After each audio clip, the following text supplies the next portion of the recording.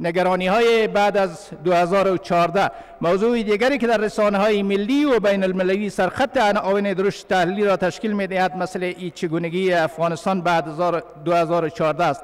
نگرانی های بعد از 2014 بیشتر از زبان و مطبوعات خارجی تراوش می کند و شماری از اذهان آشفته در کشور نیز گاهی از آلودگی های فکری دیگران در مورد افغانستان مملو می گردند. آنان فکر می کنند زمانی که نیروهای خارجی از افغانستان بیرون شوند، مردم افغانستان به پشتوانه می شوند و حاکمیت در افغانستان دستخوش تحولات منفی می گردد.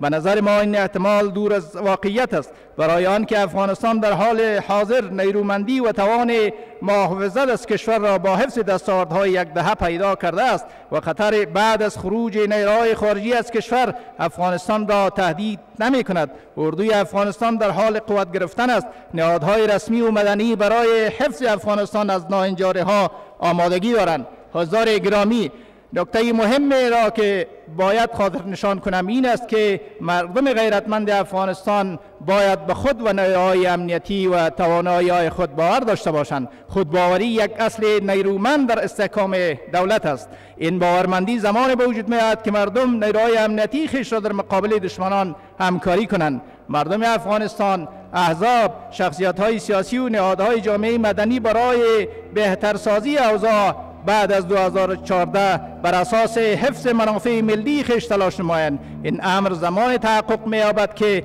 همدلی و دیگرپذیری در دفاع از دستاوردهای 12 ساله گذشته در اقدامات و عملکردهای مردم و جریان‌های سیاسی و مدنی حاکم باشد و نگذارند بار دیگر هرج و مرج دامنگیر کشور شود و رؤیاهای دشمنان افغانستان تحقق یابد.